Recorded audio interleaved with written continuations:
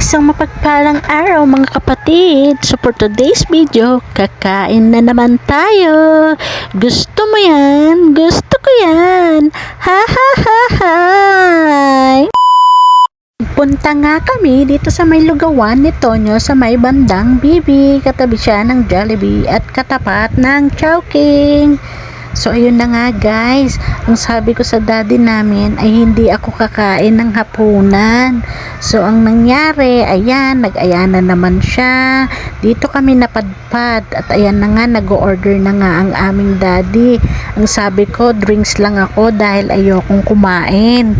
Kasi nga, busog pa ang lola mo. Nagmerienda kami ng baby ko ng kanin. At ito nga pala ang kanilang mga menu. Meron silang lugaw, may silog, may rice meal, may pansit. Meron din silang pang-family package. May mga side dish, dessert, at etc. Tingnan nyo na lang guys. Very affordable lang kanilang mga price. At ayan na nga, dumating na nga ang order ng aming daddy. Ang in-order niya ay tapsilog at loming Batangas. So ano na naman ang mangyayari sa atin yan? Malamang mapapakain na naman ng lola mo yan. Mariosep na naman. Diyos mio, Marimar. Simulan na nga natin kumain. Kasi no choice naman tayo kundi kainin yung in-order ng ating daddy. Kung hindi, masasayang ang pera. Alam nyo na. So paano ako mamamayat nito kung yung partner mo binibilihan ka ng pagkain? Kahit ayaw mo namang kumain, wala tayong magagawa. Syempre, kakainin natin yung binibili niyang pagkain, di ba? Kaysa naman masayang yung perang pinambili niya. Pero thank you na rin, daddy. Hindi ko maintindihan sa iyo kung gusto mo ba akong mamayat o tumaba eh. Hindi ko alam. Basta, thank you. At ito na nga yung dalawang mag-ama. Sarap ng kain nilang dalawa. Nag-aasaran pa yan. Ang baby namin, Diyos mio. Meron pa yung request bago yung kumain.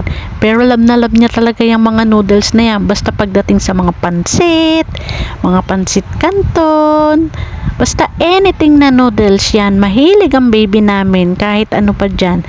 Mapapakain at mapapakain yan. Pero bago yung kumain yan, nag-request muna yan sa daddy niya. Pili daw siya ng scramble. Diyos ko, inutu-utupan namin yan para lang maubos niya yan. Namin daddy namin, mauubos na yung pagkain niya. Oh. Paano? Ang daming gutom. Sa kanya talaga yan actually eh. Nakitikim lang ako ng lomi. Tapos na nga kumain ng daddy namin. At ayan na. Dumating na yung order ng baby namin. For sure, tuwang-tuwa dyan ng bata. Diyos ko, ayan na oh. Inuna na yung pagkain ng scramble. Pero sabi ko, kumain muna siya bago siya kumain ng scramble. Sige, tikman mo muna kung masarap. O diba? Mahilig talaga to. Basta kahit anong malalamig na bagay, mahilig yung baby ko. Pero sabi ko sa baby ko, kainin niya muna yung pagkain niya. Kasi kung di, kukunin ko yung scramble niya. Diyos mio, pag hindi mo yan inuto-uto, malamang puro scramble na naman niya nang aatupagin.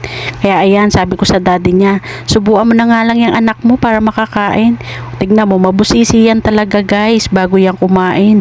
Ang dami niya, pag may mga nakikita yung mga hindi niya nagugustuhan sa subo sa kanya, ayan, dapat tanggal niya yan bago niya isubo. San nga guys, tititigan niya munang maigi yung pagkain isisubo sa kanya. Masyadong mabusisi yung baby ko pagdating sa pagkain. Hindi yan basta-basta subo ng subo ko. Hindi katulad ng mami. Basta pagdating sa pagkain, kain lang ng kain, walang arte-arte. Kaya ang ending, nanaba ng ganito. Enjoy na enjoy talaga ang baby ko sa pagkain niya ng scramble. Oh. Basta malalamig talaga, sige ang kain. Ayaw pa niyang mamigay guys. Sabi ko subuan niya ako eh. Pero hindi niya pa rin ako sinubuan. Hanggang dito na lang guys. I hope na nag-enjoy kayo sa panonood sa aking video. Please don't forget to like, share, and subscribe. Thank you for watching. See you on my next vlog. Bye!